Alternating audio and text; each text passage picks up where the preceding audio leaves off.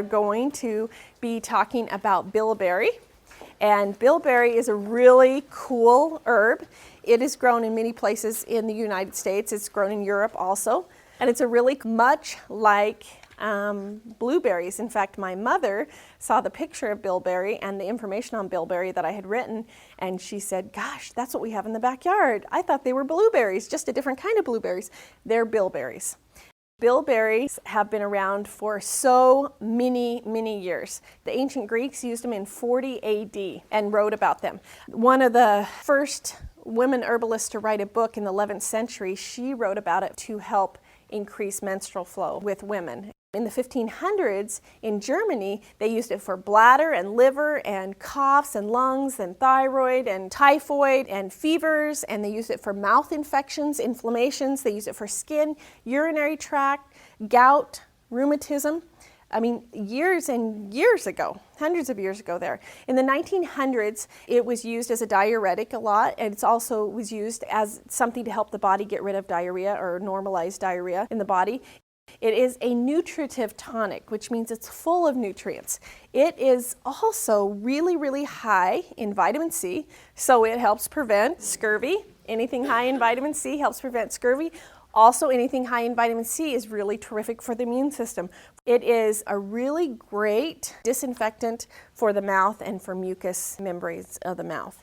One of the things that I noticed mostly with it was when I used it in a formula for my mom for her eyes. It is famous for improving eyesight and helping with anything associated with the eyes. It's that very deep, dark blue, which is full of antioxidants and full of nutrients that helps collagen in the body. So it not only helps with the eyes and it's used for lungs and liver and stuff like that, it's also used for anti-aging. Anything that helps improve the collagen helps the skin, helps the body. And so it really is a very famous herb and very much used by myself. When I turned about 40, my eyes started bothering me and I thought, oh, okay. And so I was messing around taking the eyesight formula once in a while. Not until I started taking a lot of it did it really make a difference with me. And I could really see a difference and started using my glasses less and less and less. You really need to take a lot of it. For some people, 4 may be great or 8. I was taking 12, 20. I really wanted my eyes to be better. And I could tell a difference. I could really tell a difference with what was going on. And I obviously had inflammation in my eyes. And I, to this day, still do it. I find my eyes squinting or trying to see something. I'm going, wow, I must really be stressed. I must have some liver toxins going on because the liver toxins show up in your eyes and they bother your eyes. Also, the other thing that shows up is the glucose molecule. It's too large to go through the small little capillaries in there, and it causes scar tissue and problems. That's why people with diabetes have eye problems and they lose their eyesight, because they have this high glucose and they're injecting chemicals that are big and large, and they damage those very gentle, sensitive cells. And so this has been my experience with it, is using it for my eyes and for my mom's eyes. I made up an eye formula for her that has raspberry and bilberry, and it's got some golden seal in it and eye bright. And I actually took it from an old book of Dr. Christopher's, and he had this eyesight formula. So I mixed it up, gave it to my mom, and she said it helped her so much that she didn't even have to get new glasses. She was always getting new glasses from the time she was about 14. And it was working really well for her. After about 6 months, she said, oh, it must not be working for me anymore. And she went into the eye doctor and they gave her a weaker prescription for the first time in her life. Pretty cool, huh? That was about in her 50s, I think. So that's a really great experience. It was about 20-something years ago for me, and I started looking at it going, wow, herbs really do work. This is a cool thing. They even work on the eyes. But if they're not working for you, things like bilberry, eye bright, and stuff like that for eyes, you're not taking enough. That's just how it is. You're not taking enough. And 4 little capsules might not count. That's just like a little teaspoon of herbs. It would be like you taking, I'm going to have a teaspoon of applesauce every day, and that may keep the doctor away, you know. But it's not like that. You need to eat more of it if it's not working for you.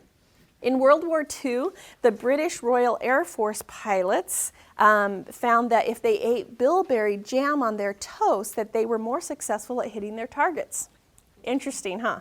Right after that, it spurred a whole bunch of studies on it in the 1900s, and it showed that it helped with eye disorders, reducing inflammation, fatigue of the eyes, nearsightedness.